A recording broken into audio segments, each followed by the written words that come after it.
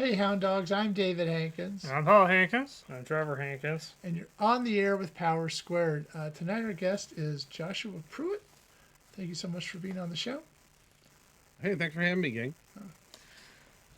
All right, so a Trevor and I first met you at a signing for Last Kids on Earth with Max Brellier. That's right. Yeah. Uh, that was a great signing, by the way. Thank you very much. Yeah, Max and I worked together for quite a few years now, so it's great when we get the chance to actually talk to people, meet fans. Yeah, it's a good time. Sorry, my mask is upside down. You're All right, you're good. You're good. all right. So for those who don't know who you are, could you tell us about yourself? Yeah, sure. My name is Joshua Pruitt, and I'm a Emmy award-winning TV writer and New York Times bestselling author. I've worked in the Last Kids on Earth universe, both on the animated series at Netflix, and was co-writer of the Last Comics on Earth graphic novel series. Book 4 actually comes out April 28th. That's across the Doodleverse. And then I also have worked on shows like Phineas and Ferb, Milo Murphy's Law. I've been working as a storyboard artist, author, and TV writer for 20 years, actually, this year. Hmm. When did you discover you wanted to be a writer? It's interesting because I've always kind of done both, like drew and wrote. And when I was young, I didn't really see any distinction. I would write stories, I would draw pictures. I wanted to be a comic book artist for many years.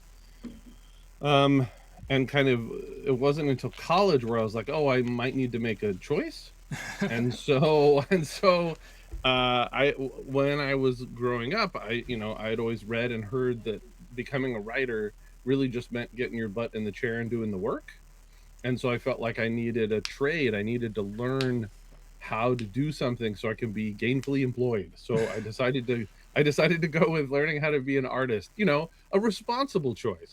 Um, but wanted to become a storyboard artist because I thought, okay, that's a skill I can actually learn how to do, and maybe someone will pay me to do that job. So yeah, kind of I've always done it since I was a kid. All right. I like your Usagi hat. Oh, thanks, man. Are there any writers or artists that inspire or influence your work? Oh my gosh, tons. I think the hard thing is trying to identify who actually their DNA is actually in my stuff.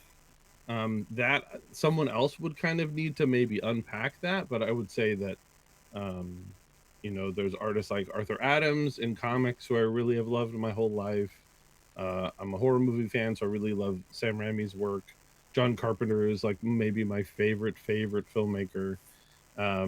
Also hugely influenced by Douglas Adams and The Hitchhiker's Guide to the Galaxy. That was kind of a seismic event in my college years. Reading that for the first time, that was a very big influence on me and my career, and specifically, I think, on my work. But I would say Mystery Science Theater was like a major influence on me. I would credit it for giving me my personality when I was a teenager. So I between that and Doctor Who, those are kind of it's like horror movies, Mystery Science Theater, Doctor Who, those are the tenets of Josh. The pillars of Josh. There's other fun stuff in there, but those are maybe the big ones. Who's your favorite doctor? I probably always am gonna say Tom Baker because he was my first. Yeah. Yeah. And kind of set the standard for me and my imagination. And I was a kid visiting my dad in New York City. This is in the mid '80s, and KPBS had episodes of Doctor Who, and I had no idea what I was watching. And the TV cameras they were using looked a little funky and on screen, and so it just literally looked like a peek into another world. And kind of I never went back. But I'm such a huge Doctor Who fan, and I've written for Big Finish a couple times now, and I've written for Colin Baker, which was amazing. And then right now I might be writing for another doctor later this year. So yeah, stay tuned. Before we ask more about your career, there was one Yeah. question I thought to ask you as a writer. Yeah. How do you deal with writer's block? Stephen L. Sears said in his book about TV writing that it's easier when it's your own personal project, but that it can't exist when you're writing for TV because the script monster must be fed. Yes, well, I mean that's pretty accurate. I have two kind of approaches to that. One I got from my friend and writing partner Scott Peterson. He's the head writer on Phineas. He and I have written a number of things together, books and television. And one of the things he kind of gave me years ago was if you can't write, you can type. In other words, you could just put things in the script. Like, good stuff goes here, joke goes here. And I've talked to writers since then. Martin Olson from Phineas, he does this too. This is something he developed separately with his writing partner years ago. But what it does is it keeps you moving. Because essentially, I think when it comes to writer's block or when you're struggling, there's something blocking you. It's not about finding the muse, right? It is a job. Yeah. And I think we're at our best when we treat it like a blue-collar job where you show up and you do the work and you put in the hours. It's a mechanism. It's a muscle that you're training. And then as far as writer's block, I'm not the kind of person that really believes in that. Sometimes what I have noticed is that you have to... Some things aren't ready. Yeah. And so there's things that maybe it's like a subroutine, right? So the subroutine is running all the time, but it may not be done yet. And so for me, that usually means I just need to move on to something else and then I can come back. But, I think as kind of a blue-collar writer, I can't wait for that. I can't wait for inspiration, and I can't let writer's block stop me. I need to keep moving. Like that train needs to keep going. I need to feed the beast. Yeah. All right, so moving on to your general career. Sure. So you managed to get into the industry as a board artist. That's how I got started, yeah. Actually, I got started in production first. And so Right. I worked at DreamWorks, and I was an intern. Then I worked on Shrek the Third, Over the Hedge, and B-Movie in production.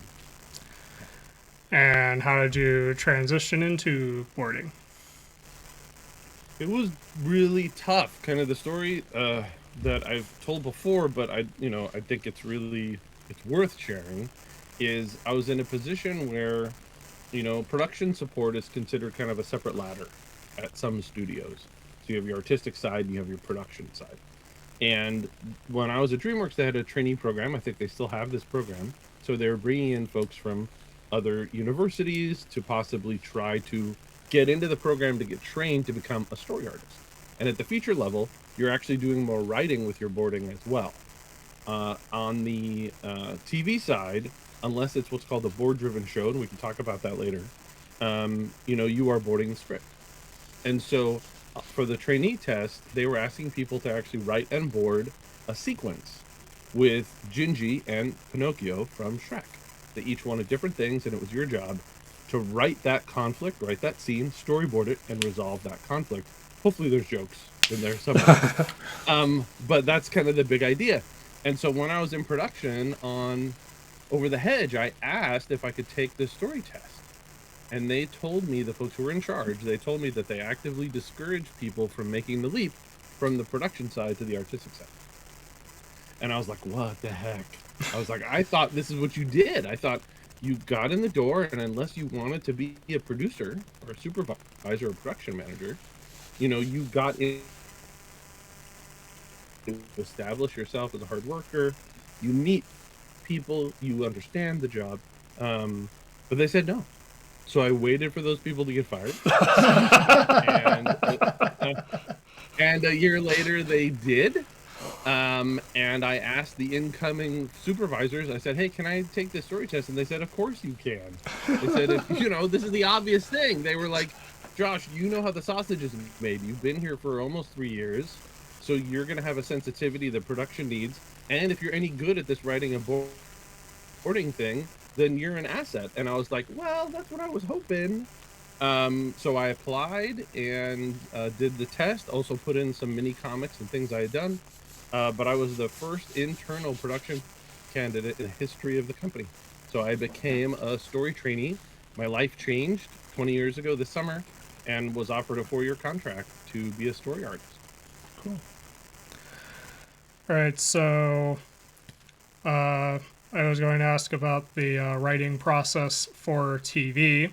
I'm aware of what it is like when it's a script-driven show where it's springboard, maybe, and then premise, outline, script with notes in between. That's right. What is the difference between that and board-driven? So the primary difference is it's a different level of collaboration between the artists and the writers.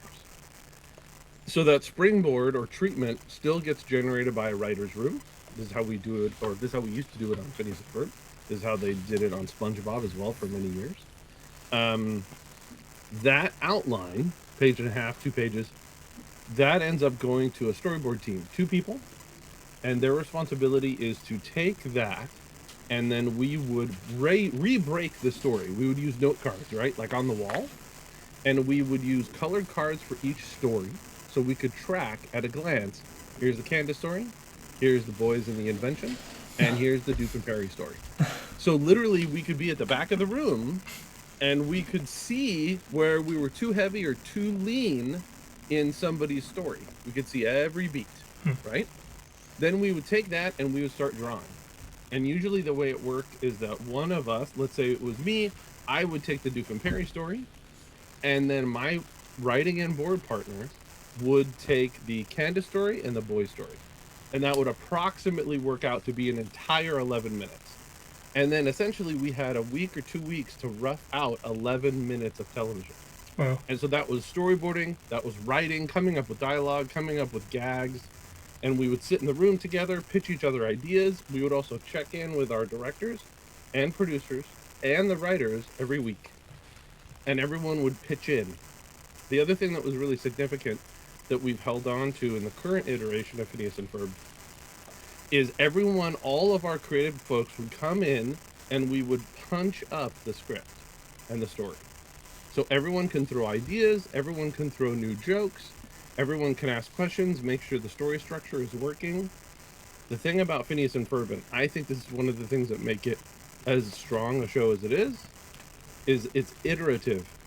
So we make changes at every stage. We make changes even when it comes back from color.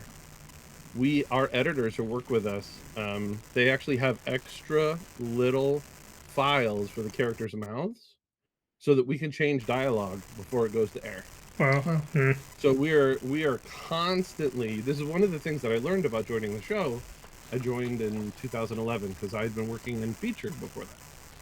But I learned how iterative it can be and how you polish that episode of television, that 11 minutes of entertainment, into something that people love.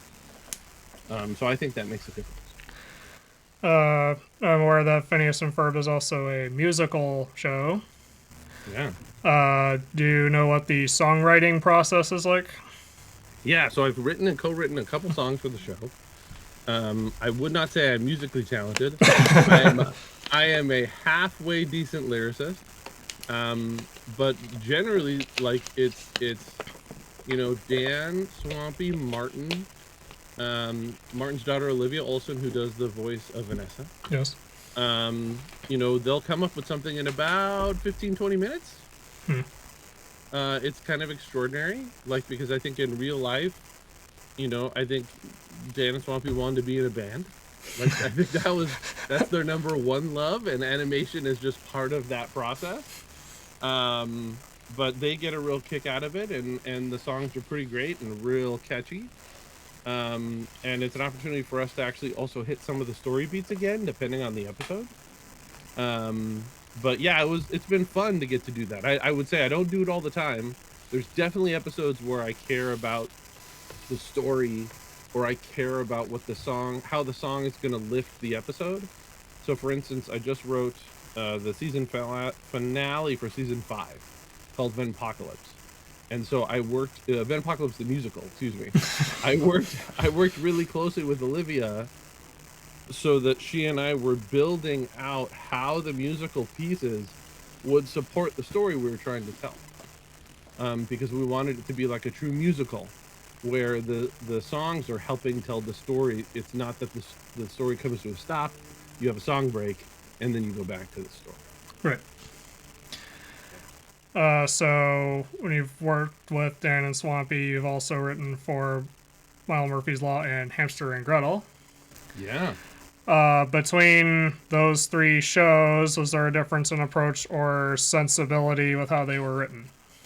Yeah, I think so. I think each of them was kind of their own animal. I'm one of only one or two people that's actually written on all of them. So, like, I was on the original Phineas, the Alka Files, Candace Against the Universe, Milo, and Hamster, and the new Phineas. And each of them was really its own different animal. One of the things that we learned on Milo that really helped on Hamster, and specifically the new era of Phineas, is we did move to a scripted approach. And so essentially what had happened is that the way Dan and Swampy had built the show back in the day is that they'd be staying at the studio till very late at night. And as Dan has put it publicly, it was a young man's game. Yeah. And so now we're so many years later, we want a little more control over the story, but we want to keep the level of invention. We want to keep the spontaneity. So myself, Kim Robertson also was a storyboard artist on the original series. So we are in the writer's room, and we've transitioned to being full-time writers, and so we will bring some of those visual sensibilities to the table when it comes to how we build things. So one of the things that I try to do is make sure that we're scaling and we're thinking animation when it comes to whatever the boys have invented, so that we're thinking visually, right? Because part of the fun, it's a cartoon, right? It's not a sitcom. Yeah. Like, it has sitcom elements, certainly, right? Situation comedy elements. But it's supposed to be big and fun and imaginative. That's the point, right? So I think a lot of that comes down to interesting visuals. That has to be a component. And I think coming at things as a visual thinker, that's some of the stuff that Kim and I can bring to the table. And that really came out of a hybrid process that we started on Milo, because Milo was also a scripted series. With Phineas and something I've wondered with Phineas and Ferb, was there any difficulty with making the three storylines cross at the end? Yeah, always. And Martin Olson, who was back in the original series, worked on this one. He worked with us on Milo Murphy's Law as well. Absolutely brilliant guy. He would do a thing where he would start at the end in order to kind of solve that problem, so that then you were reverse engineering it. So at least you knew where you were headed. So then the fun is, how far apart can I make those elements? How far apart can I pull that rubber band, right? So that's kind of the cool thing, is that because of the structure repeating, right? People can, it's not, I don't want to say predictable, but they can count on there being some crossover. Yeah. Right? And so then the fun is, how do we flip it? How do we change it? How do we surprise people? Especially now that it's become such a characteristic part of the show. Related to Paul Murphy's Law, you've probably been asked this question. Did you ever interact with Weird Al? I got to meet Weird Al, I think maybe twice. He is absolutely one of my heroes. And so I may have gushed a little bit too much.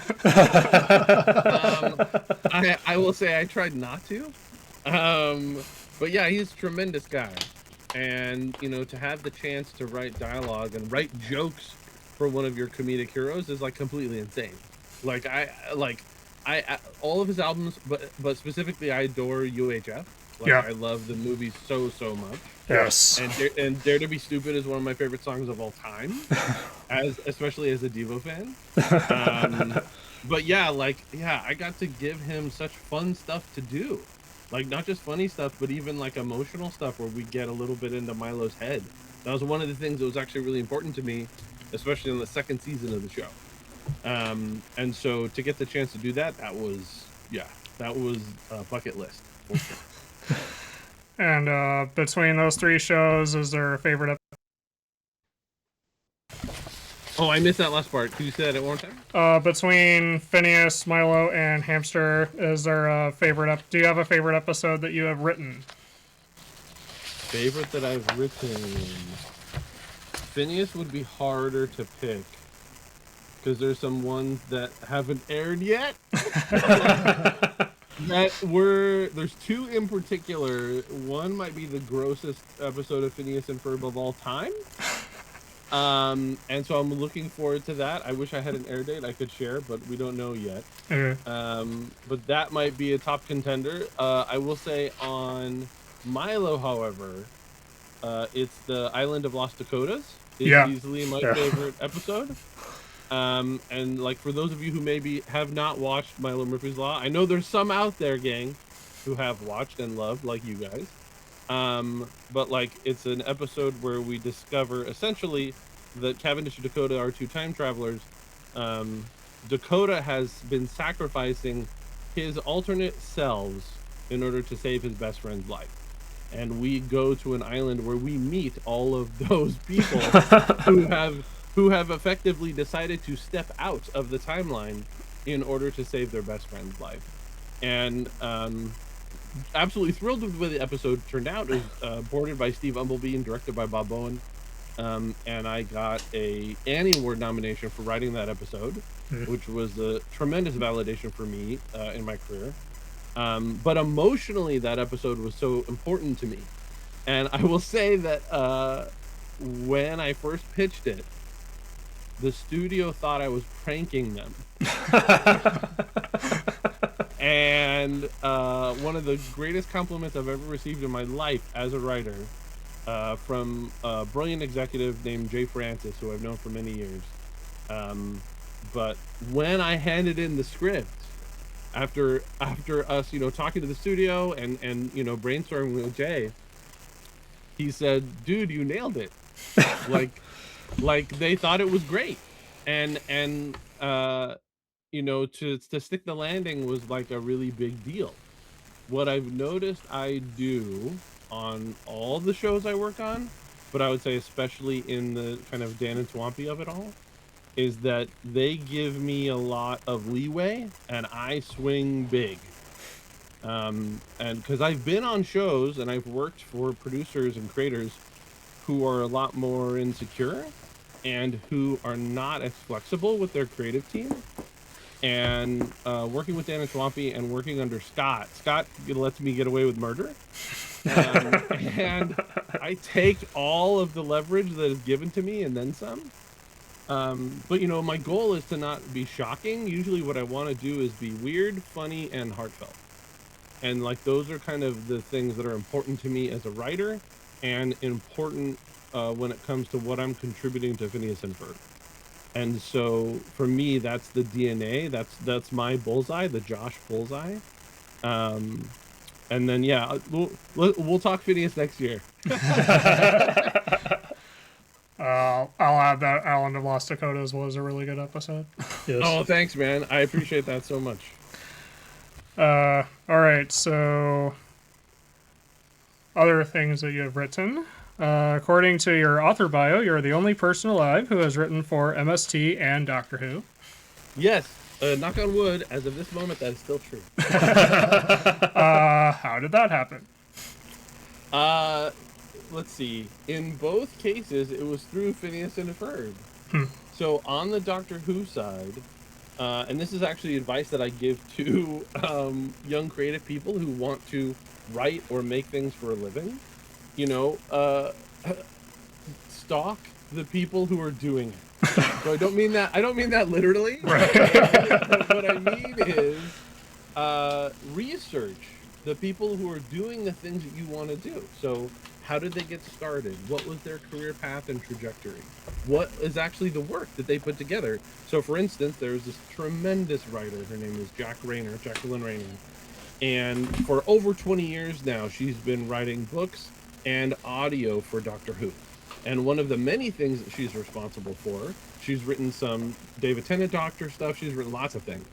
But one of the things that I credit her with is helping to rebuild the legacy of Colin Baker's Sixth Doctor. Because a lot of people, and I'm one of them, believe he did not get a fair shake. There are no bad doctors, in my opinion. There are sometimes not great stories Right. that don't support that actor. You know, I'm a person who says, hey, the idea is that you could give a Doctor Who script to anyone who's played that role, and they are going to kill, right? If Yeah. the script is good. The material needs to be good. So I put that on the shoulders of us writer types, right? I'm happy to take that responsibility. But Jack has been for years doing just unbelievable work in that space. And so she's one of the people that I kind of tracked down and was like, hey, what is, you know, what's their socials? What do they post? What do they talk about? I want to see what books they wrote first, how they got started. Because my thing is, like, I wanted to write like a Doctor Who book. I still do, right? I was like, I want to write Doctor Who on audio. I want to do these, you know, these cast productions that they do. And so I went and found Jack on Twitter, and her profile pic was Vanessa from Phineas and Ferb. And so I ended up reaching out to her. I DM'd her, you know, politely, not stalkery. Right. And we started kind of a mutual admiration society. It turned out, other than being a Phineas fan, her and her two twin boys, they loved Milo Murphy's Law, which, you know, obviously I took right to heart. I was like, it's my people. And we connected over years, and when she was promoted to producer for Big Finish, it's Big Finish Productions who do the audiobooks, she reached out to me, and it was in the middle of the pandemic, summer of the pandemic, and I'm taking my morning walk, and I get a DM in my Twitter, and I open it up, and it's Jack asking me if I want to write for Colin Baker. And I cried. It was like 6:30 in the morning, and I'm out at a park taking a walk, and I was like, someone just asked me to write Doctor Who. So I went home, ran around the house a bunch of times, and screaming my head off, and then I wrote her back, and I said, absolutely. So since then, I've written 2 or 3 others, and I'm writing kind of my 4th, I think, right now. The next one actually is coming out this month.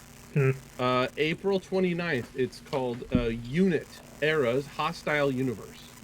And I wrote an episode with Jonathan S. Powell called Dead Star, starring Bonnie Langford. But yeah, that'll literally be out in a week and a half. All right. Were there any rules that you had to follow for writing Doctor Who?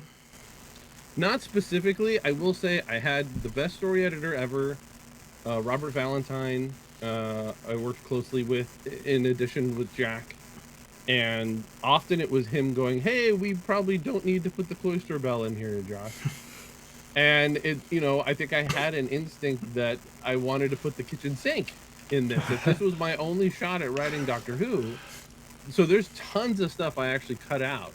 And in fact, I had written almost double the size of a play that I needed to, because I had never done that before. But I will say that there were some portions of that story. It's called Tides of the Moon. It's on a disc called Doctor Who Water Worlds.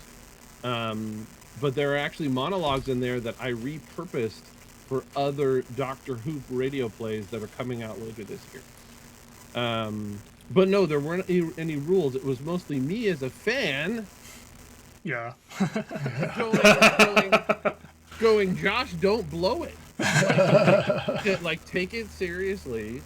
And what do you want to do? So really, it was me. I watched a bunch of Colin Baker episodes, and I made a bunch of notes to myself, and I created the parameters, is kind of what happened. Huh. And then within that, they helped, like, okay, Josh, move this way, move this way, move this way. I was given a lot of creative freedom on that story. But it was more important to me to not screw it up, like, to not drop the ball.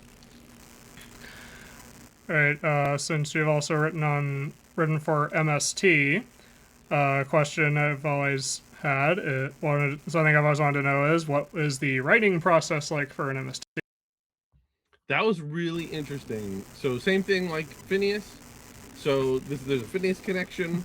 My dear friend Lauren, who's our animatic editor on Phineas, she's friends with Jonah Ray, and Jonah had reached out to her like in 2015 to see if Lauren could recommend someone who was a fan who could draw and storyboard their opening sequence. So this is Jonah's opening sequence, but they didn't have much of a budget. This is before the Kickstarter.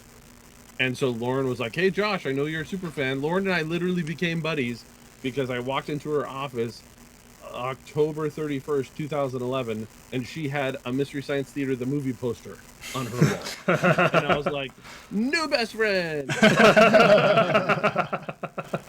And so Lauren actually sent my work to Jonah and Joel, and I got an email from Joel saying, hey, this is Joel Hodgson, creator of Mystery Science. I still have the email.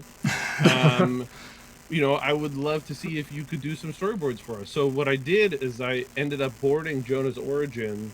So this was so that the folks who were making the sets and the props knew what to do.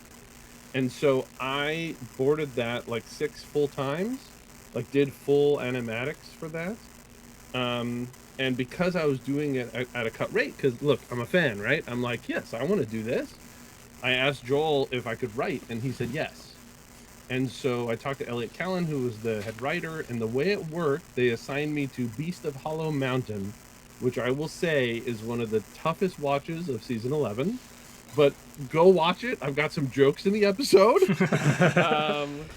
But the way it worked is that they had a certain proprietary software that they had built where you're watching the film and next to it is like, you've got running time code at the bottom, and then you've got a place where it almost looks like coding language.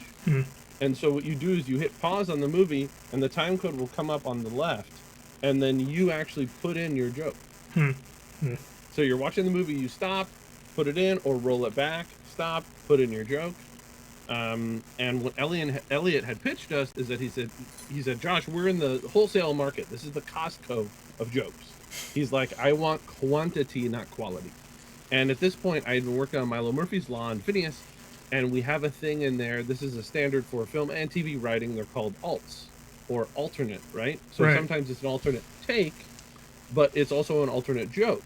So what I'd gotten in the habit of since being a storyboard artist was, let me give you 3 jokes for this one joke, right? It's just a good exercise. Again, you're strengthening the muscle, right?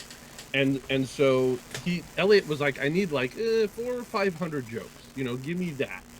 He's like, don't worry about attribution. You don't have to say Tom and Crow. And of course, as a real fan, literally, like, I have my MST3K Info Club card laminated. Wow. Like, I still have that thing from like 1992. But he was like, give me like 400 or 500 jokes. But I gave him 900. Wow. Because similar to the Doctor Who experience, I wanted to shoot my shot, guys. Yeah. Like, I was like, this is, again, like the thing I always say is, Mystery Science Theater is my favorite show of all time. Doctor Who is my favorite show of all time in space. Yeah. I have room in my heart for both. And in both cases, I was like, I'm not going to blow this. Like, I'm going to, but I definitely did go like, oh, this is definitely Tom. This is definitely, like, sometimes they took my pitch, right? But I've got like 35 or 40 jokes in the episode, and enormously proud of that. Because again, the sort of thing where if I went back in time and told 14-year-old me that I was writing on Mystery Science Theater, he would not believe me. Yeah. He would say, you are full of crap.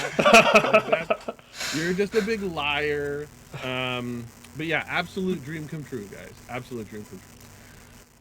Did you have a favorite host of MST? This is so funny because it's just like the Doctor Who conversation, right? So who's your favorite Doctor? Who's your favorite host? So Joel was my first. So my kids, what's interesting is my kids watched Jonah first. So I have a tough time getting them to watch Mike and Joel. And for me, I mean, I love all of them.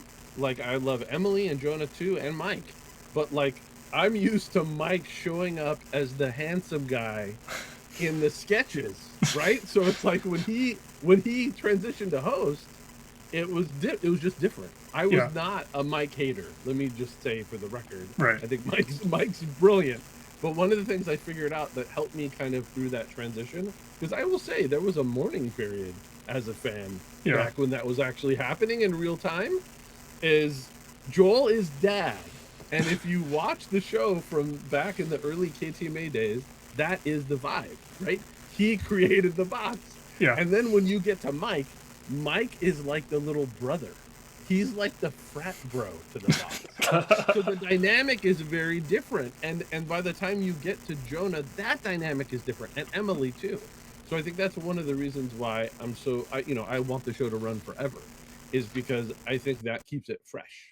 You have that new energy with the box. You have that new dynamic.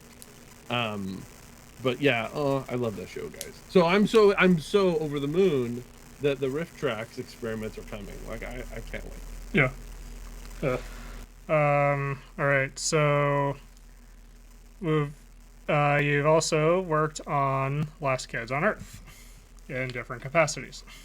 Yeah, a couple different. So what happened there was, this is a funny thing. I haven't told this story very often. Hopefully Scott won't be mad. So Scott and I were at Disney wrapping up Milo Murphy's Law, and we were kind of waiting around to see if we were going to get a season 3 or not, and word had not come. And I had gotten tapped by development to take a look at this book, and they're like, oh, it's called Last Kids on Earth. And I was like, oh my gosh, this is great. This is Evil Dead for kids. Yeah. Like I was so jealous, and I was like, I wish I had thought of this. I hate Max forever. Max Bollier. Oh, I don't even think I told him this. So I was gonna actually literally start developing it. So we had lined up meetings, and I was rereading the book. There were 2 or 3 books at this point. And then I'm sitting in my office with Scott. Scott's behind me. And he gets a phone call from Netflix, who had just bought the rights, and they offered Scott the job. So Netflix had swooped Disney for the rights. Disney didn't even know yet. And Netflix was asking Scott if he wanted to come and showrun. Well, And so Scott was like, so Josh, about that Last Kids thing. And I was like, gosh, dang it. And so Scott was like, you could come right on it if you want. I'm like, okay. And like, Scott's literally one of my best friends in the world. So it's like, I can't be mad. But it did to me feel like I have always been umbilically connected to it. Max and I didn't know each other, but it just seemed like I was fated to do it. And so when I joined the show, it was actually a bit of a monologue from an episode of Peabody and Sherman that I wrote that never aired. I worked on that show for a little while. But there was a monologue in there that I gave Sherman where he's like just going nuts. And Max read that sample script after Scott had recommended me for the job. And he was like, oh, that's Jack. That's Jack Sullivan. Josh, this guy can write Jack, probably. So yeah, I got to work on that show, and that was an absolute dream. Getting to work with Max, Haley Mancini, Jen Moreau. We had an amazing writer's room on that show.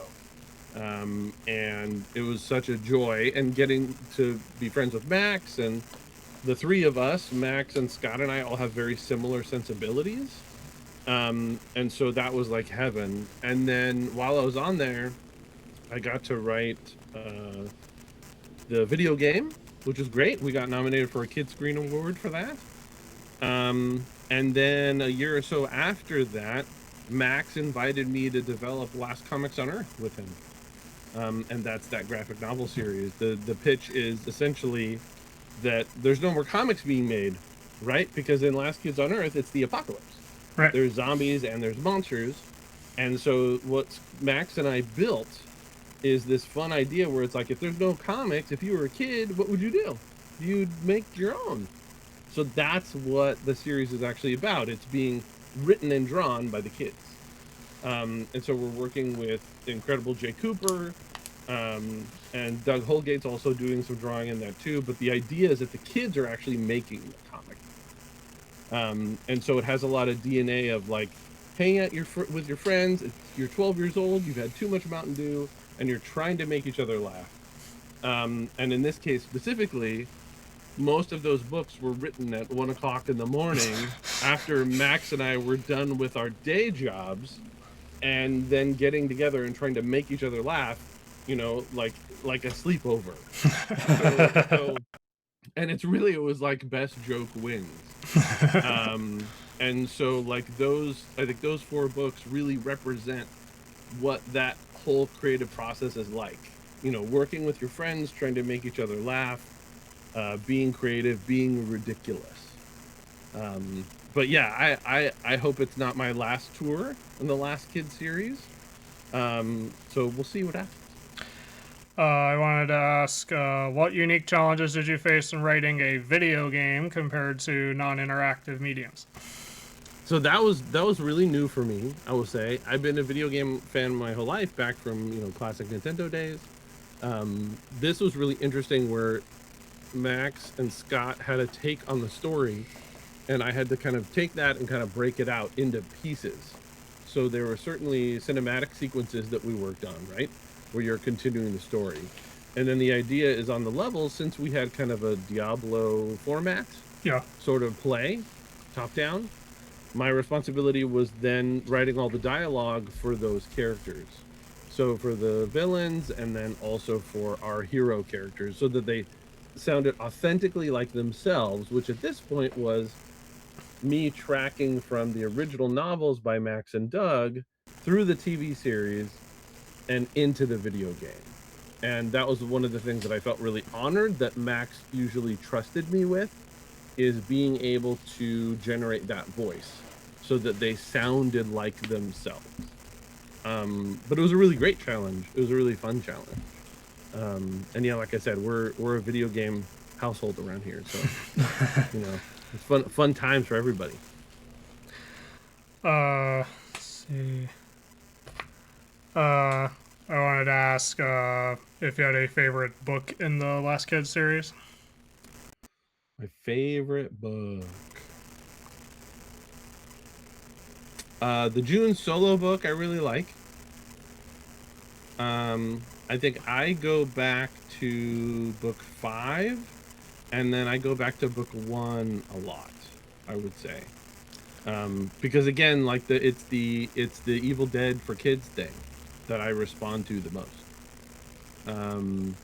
And I think particularly now, Max is kind of inventing this bigger mythology, and Jack has really grown as a character. So it's amazing how the book series has evolved. So it's pretty great.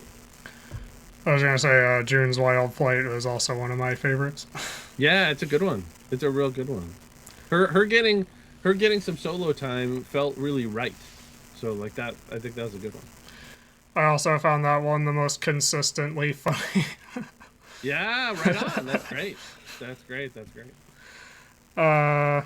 When writing last comics on our an animation help you with writing a comic?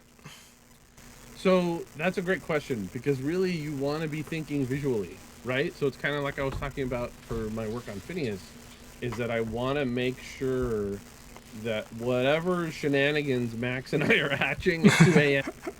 that it's something fun for Jay to draw, because we really look at Jay as he's not just the artist, right? He is a contributor. He is writing with pictures, and he's hilarious. So part of it is leaving room for Jay. But for me, it's like when we're brainstorming, we're putting things together, I'm trying to make it as outrageous as possible. And like I said, trying to make Max laugh. And I think at this point, 4 books deep, there's things in Across the Doodleverse, this new one, that are completely insane, that we would never have even tried to attempt in book 1. And Jay's like, bring it. Jay's like, I can handle it. And yeah, this book is completely insane. But yeah, if it's comics, I think you want to keep it visual, and also our audience certainly is younger. I think anyone can read these and have a good time, because we're really careful not to be condescending. We're talking about characters who love each other and who have a real legitimate friendship, and then get as insane and outrageous within that as we can. I will say I personally haven't read the Last Kids on Earth books, but I did watch the Netflix series when it got released on DVD, and when I actually like got into it, so when it like ended on this like big cliffhanger, I was kind of disappointed that there wasn't any more. You are not the only one who was disappointed. Let me tell you that. Yeah, I got to write 4 episodes of that series, and it was an absolute joy. And I can tell you that everyone who worked on it would have been happy to do way more. I wish we were still doing it, if I'm completely honest. And the weird thing was, because this is how these things go. My understanding was that it was Netflix who asked for the bumper that set up another season. And so there was a time there where everyone was really gung-ho. And then, at some point, somebody decides that the numbers don't match or meet or hit whatever moving bullseye mandate, right? And it's like, I'm being vague because there isn't really anyone to blame, right? It's not there's no villain in the story. It's literally like, well, 2 months before the numbers look like X, and now they look like Y. And if that's not enough that month, and they don't want to make that investment again, right? But I think I would love to see Last Kids keep going in any media, for sure. Alright, so among the other books that we've authored, I wanted to ask about Gyro and the Argonauts. Yeah, thank you. I read this book and I liked it. Oh, so appreciate that, man. Thank you so much. What unique challenges did you face in writing a novel compared with other mediums? Yeah, so that one, the story for that one is, like, that one goes way back. I started writing that story when I was like 19 years old. So I've been working on that story for about 25 years. And by the time it got into that form, the very first draft I wrote, it was the first book I ever wrote in 2011. And it was my 10th book printed. And because the way this works is, you take something out to market, you have an agent sometimes, you pitch it to the different publishers, and if you don't find a home for it, your options are to maybe wait and come back and pitch again, or you self-publish, right? You sit on it for a little while. But that book took a long time to find a home, about 5 years, actually. Wow. But for me, it was like I needed to prove to myself that I could write a novel.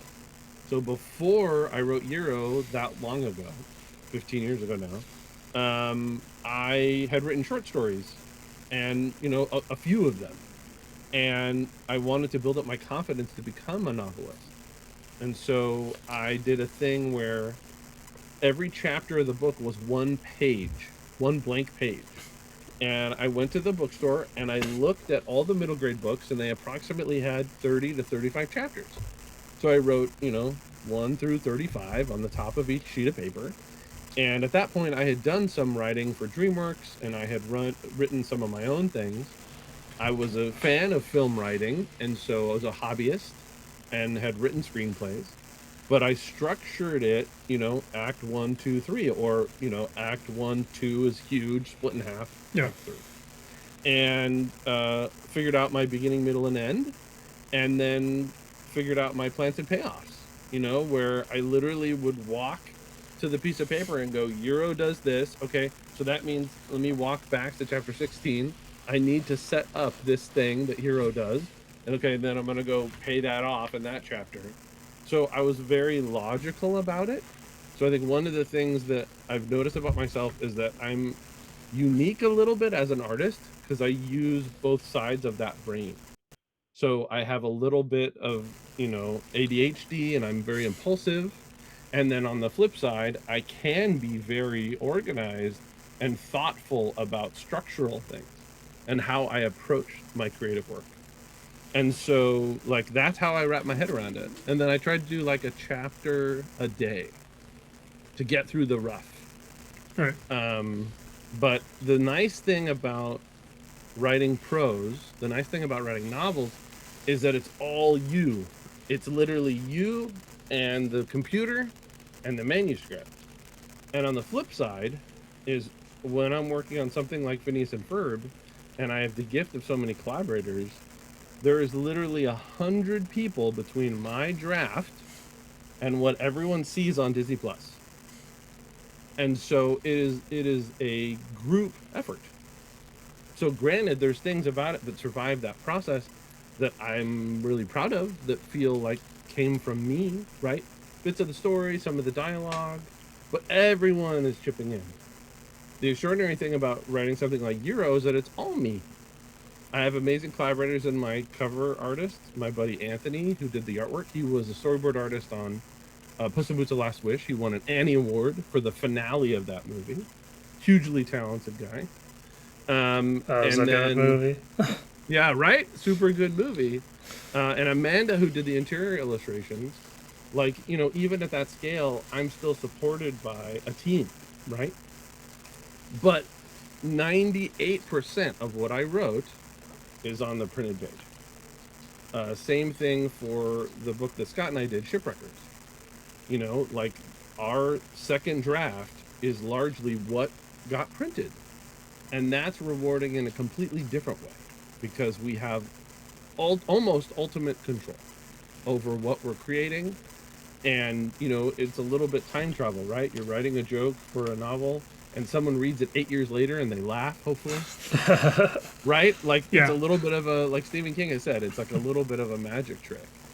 And I'm working on my first adult horror novel right now, Nightmare Burger, which will be out in October. And same thing. Like, there's things that I'm putting in there, plans and payoffs and story arcs, and hopefully years from now, people will be enjoying that book. But I literally was doing that work in 25 and 26. But I think that's the joy of books. So with Gyro, you clearly did your research with Greek mythology. What was the most interesting thing you learned that you made sure you incorporated? The biggest thing, and I talk a little bit about it in the introduction, right? Yeah. The thing that was so seismic to me was being a kid who grew up on Ray Harryhausen movies, because my parents loved those movies. The stop motion fantasies like Yeah. Jason and the Argonauts and Clash of the Titans, all that great stuff.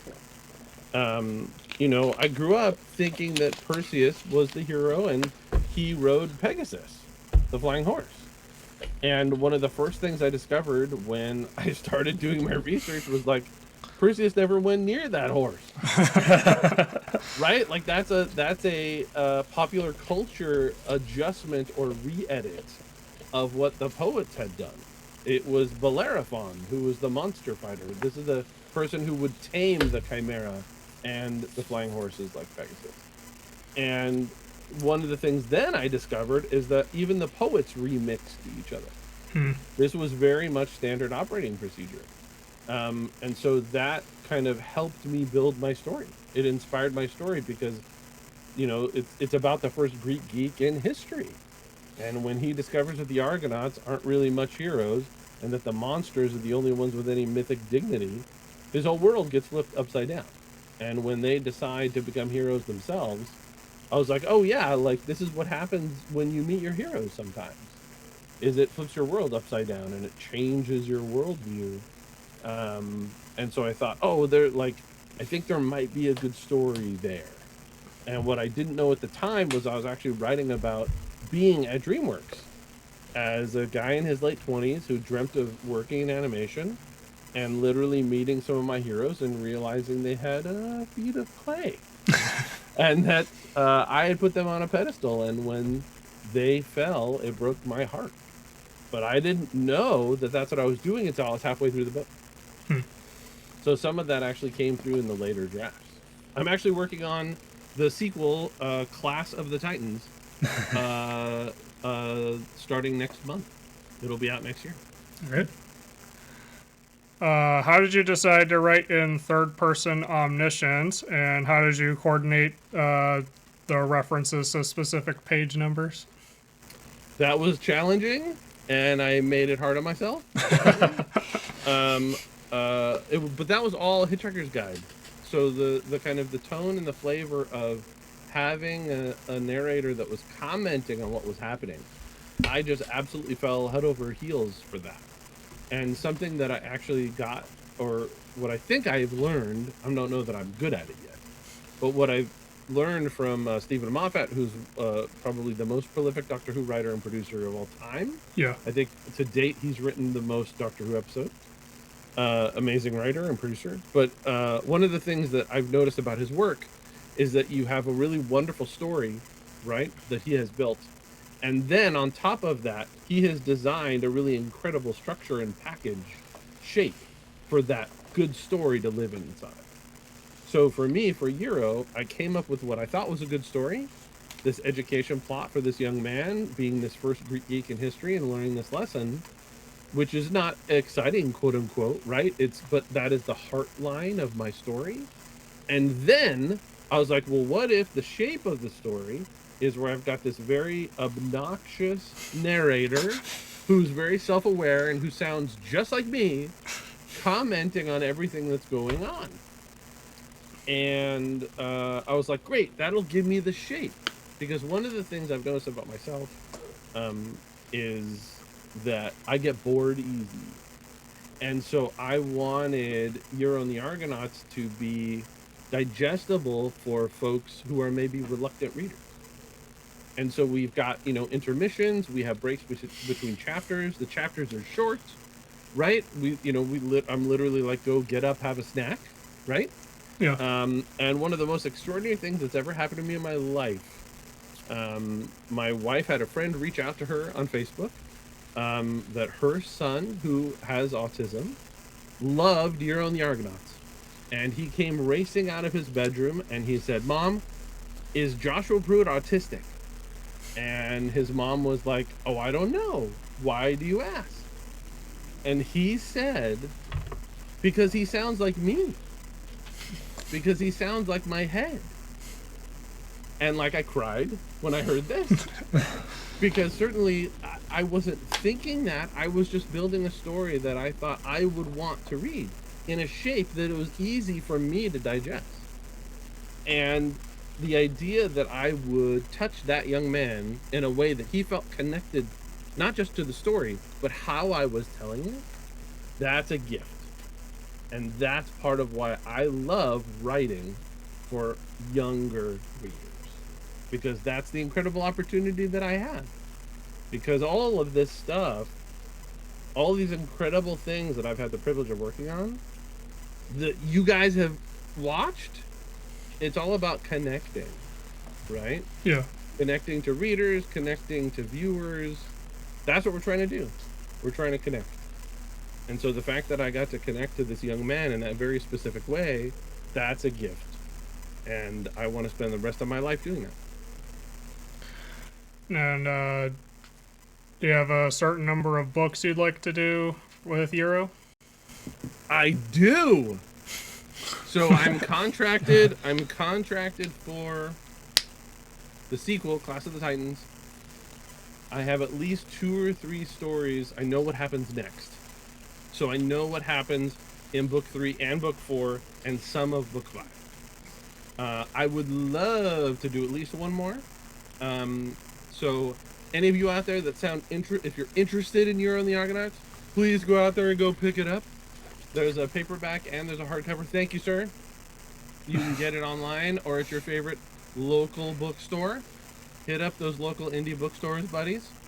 But I would love to write in this universe for a while, and I definitely bring, some of my Phineas outrageousness and sense of humor to this book series. So, and I think you will agree with me. There's also plenty of heart. Yeah. Yes. Yeah. So yeah, everybody get out there, support Gyro. Yes. couple of closing questions. Oh, sure. Is there anything you've written that you wish you could have taken another pass at? Or alternate way to ask it is, have you ever wanted to George Lucas anything? Very funny. I will say that there are a number of projects that slipped away that I would love to get another swing at. Definitely. Scott and I had done a version of Haunted Mansion years ago that was in development and would love to get back to that. They actually announced us in the trades many years ago, and the project collapsed for reasons not our fault. So that's something that we'd love to get back to 100%. And I think I've been blessed that there's certainly things where I would go, oh, I'm a better writer now. You know, I'd love to see what I can do with that, right? But I think one of the things that happens when you're a creative person is that there is an immediacy to what you do. And sometimes it's like, that was the best version of that you could have done at the time, and that was good. So I definitely don't have many overwhelming desires to go back and revisit things. I do have characters I would love to revisit. Like, I would love to get back to Last Kid. I would love to do sequels for Shipwreckers that Scott and I wrote together. That's another one. It's right here, actually. Shipwrecker. The Curse of the Cursed Temple of Curses, or We Nearly Died a lot. They made us take the second a lot out because the publisher said there wasn't room on the cover. You could put it there. You just put one more a lot. There's room. But that's when the Scott and I wrote. We're so proud of it. It's what if Indiana Jones was an idiot and Short Round had to do all the work. A brother and sister who end up on this adventure down the Amazon, and it has kind of Jungle Cruise vibes to it. But maybe one of the funniest things that both of us have ever written. But we had planned quite a few more books for that series. So that's another one that we would love to get back to. And really, I think the thing about your question is, it's about the characters. There are characters that you help create or you develop, and you want to stay with them forever. Yeah. And the best feeling in the world is when other people respond to those characters and they love them too. Is there anything you've written you wish more people knew about? I think we covered them. Yes. Yeah, if I'm perfectly honest, I think, we would love it if people found Shipwreckers, even at your local library. That's a big one. Gyro is obviously really close to my heart because it's really, that's the one that I've held on to the longest, and that means the most to me personally. And then the other thing would be Nightmare Burger, my first adult horror. So that's like October 13th of this year. It's Evil Dead set in a fast food restaurant.